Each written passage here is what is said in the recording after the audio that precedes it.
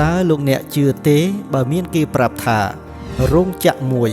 អាចផលិតរថយន្តមួយគ្រឿងក្នុងរយៈពេលត្រឹមតែ93នាទីប៉ុណ្ណោះខណៈរោងចក្រផ្សេងត្រូវចំណាយពេលជាង12ម៉ោងទើបអាចផលិតរថយន្តបានមួយគ្រឿងនេះជាការពិត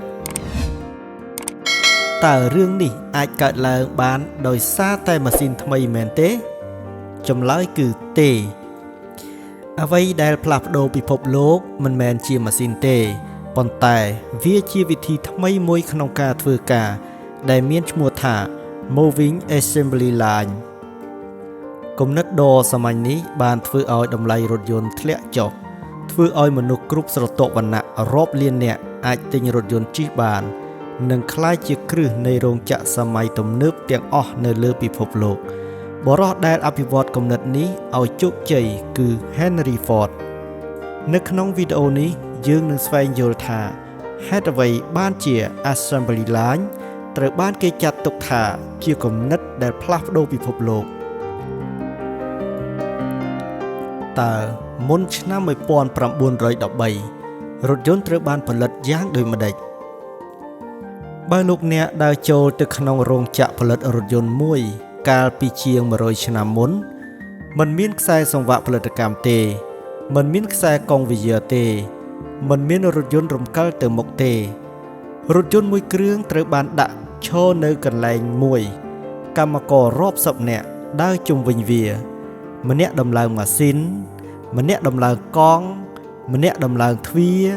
ម្នាក់យកឧបករណ៍មកម្នាក់រត់ទៅយកគ្រឿងបន្លាស់កម្មករចំណាយពេលជាច្រើនក្នុងការដើរស្វែងរកឧបករណ៍និងរង់ចាំគ្នាទៅវិញទៅមកលទ្ធផលគឺការផលិតរថយន្តមួយគ្រឿងត្រូវការពេលជាង12ម៉ោងជាដើមហេតុនៃតម្លៃរថយន្តថ្លៃខ្លាំងមានតែអ្នកមានប៉ុណ្ណោះដែលអាចទិញវាបាន Henry Ford មើលឃើញបញ្ហាមួយនេះយ៉ាងច្បាស់គាត់និយាយថាបញ្ហាមិនមែននៅលើកម្មករទេបញ្ហាគឺនៅលើរបៀបដែលយើងរៀបចំការងារគំនិតចេញពីការសង្កេត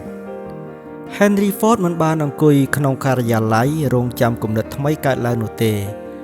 គាត់ចូលទៅក្នុងរោងចក្រគាត់សង្កេតមើលគ្រប់ជំហានគាត់សួរខ្លួនឯងថាហេតុអ្វីកម្មករត្រូវដើរទៅរករថយន្តហេតុអ្វីមិនឲ្យរថយន្តដើរមករកកម្មករវិញគាត់បានសិក្សាពីវិធីធ្វើការនៅរោងចក្រផ្សេងរួមទាំងឧស្សាហកម្មកែច្នៃសាច់ដែលប្រើខ្សែកង់វាយាដើម្បីរំកិលវត្ថុឆ្លងកាត់កម្មករគាត់មិនបានចម្លងគំនិតនោះទាំងស្រុងទេគាត់បានកែប្រែនិងអភិវឌ្ឍវាឲ្យសមទៅនឹងការផលិតរថយន្តឆ្នាំ1913ដើមកំណើត Moving Assembly Line នៅរោងចក្រ Highland Park ក្នុងឆ្នាំ1913 Ford និងក្រុមវិស្វកររបស់គាត់បានសាកល្បងប្រព័ន្ធថ្មីមួយរថយន្តមិនឈរនៅមួយកន្លែងទៀតទេវាចាប់ផ្ដើមរំកិលទៅមុខជាបន្តបន្ទាប់តាមខ្សែសង្វាក់កម្មករម្នាក់ធ្វើតែកិច្ចការមួយនៅពេលរថយន្តរំកិលមកដល់គាត់ដំឡើងផ្នែករបស់គាត់បន្ទាប់មករថយន្តរំកិលទៅកាន់កម្មករបន្ទាប់ម្នាក់ក្លាយជាជំនាញលើការងារតែមួយគ្មានការរត់ទៅយកឧបករណ៍គ្មានការរងចាំយូរគ្មានការខ្ជះខ្ជាយពេលវេលាផលិតរថយន្តត្រូវបានកាត់បន្ថយពី12ម៉ោងមកនៅត្រឹមប្រហែល90នាទីវាជាការផ្លាស់ប្ដូរដ៏ធំបំផុតមួយក្នុងប្រវត្តិសាស្ត្រឧស្សាហកម្មរថយន្តកាន់តែថោកមនុស្សកាន់តែច្រើនមានឱកាសប្រើវានៅពេលផលិតបានលឿនជាងមុនចំណាយក៏ធ្លាក់ចុះតម្លៃ Model T ដែលធ្លាប់លក់ក្នុងតម្លៃប្រហែល$825នៅឆ្នាំ1908បានធ្លាក់មកត្រឹមប្រហែល$260នៅឆ្នាំ1925ជាលើកដំបូងកម្មករកសិករគ្រូបង្រៀននិងគ្រួសារមធ្យមក៏អាចមានរថយន្តផ្ទាល់ខ្លួនបាន Henry Ford ធ្លាប់និយាយថាខ្ញុំចង់ផលិតរថយន្តមួយដែលកម្មកររបស់ខ្ញុំក៏អាចទិញបាននោះមិនមែនជាសុបិនទេវាបានក្លាយជាការពិតហើយពិភពលោកផ្លាស់ប្ដូរភាពជោគជ័យរបស់ Assembly Line មិនបានបញ្ចប់នៅរោងចក្រ Ford ទេរោងចក្រទូទាំងពិភពលោក ចាប់ផ្ដើមសិក្សាវាមិនថាផលិតរថយន្តទូទឹកកកទូរទស្សន៍កុំព្យូទ័រឬ smartphone គោលការណ៍នៃការបែងចែកការងារនិងការរំកិលផលិតផលត្រូវបានអនុវត្តយ៉ាងទូលំទូលាយអ្នកជំនាញសេដ្ឋកិច្ចបានហៅបាតុភូតនេះថា Fordism ព្រោះវាបានផ្លាស់ប្ដូរការផលិតការប្រើប្រាស់និងរបៀបដែលសង្គមឧស្សាហកម្មដំណើរការគំនិតតូចមួយបានក្លាយជាមូលដ្ឋាននៃរោងចក្រសម័យទំនើប Henry Ford មិនបានបង្កើតរថយន្តដំបូងបង្អស់ទេហើយគាត់ក៏មិនមែនជាមនុស្សដំបូងដែលគិតពី assembly line ដែរប៉ុន្តែគាត់គឺជាមនុស្សដែលយកគំនិតទាំងនោះមកអភិវឌ្ឍឲ្យមានប្រសិទ្ធភាពខ្ពស់គាត់មិនផ្លាស់ប្ដូរផលិតផលប៉ុណ្ណោះទេគាត់បានផ្លាស់ប្ដូររបៀបផលិត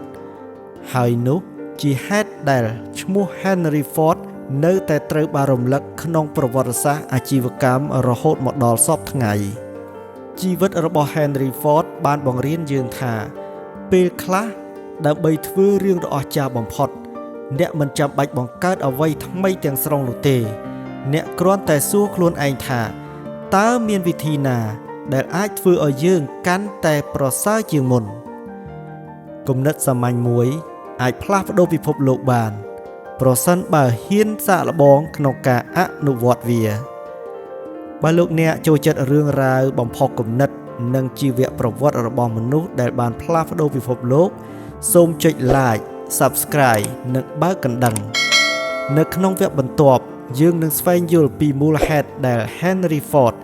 ហ៊ានបង្កើនប្រាក់ខែកម្មករទ្វេដងដែលធ្វើឲ្យពិភពអាជីវកម្មទាំងមូលភ្ញាក់ផ្អើលនិងផ្លាស់ប្ដូរទស្សនៈរបស់វិនិយោគជាច្រើនសូមទស្សនាវីដេអូបន្ទាប់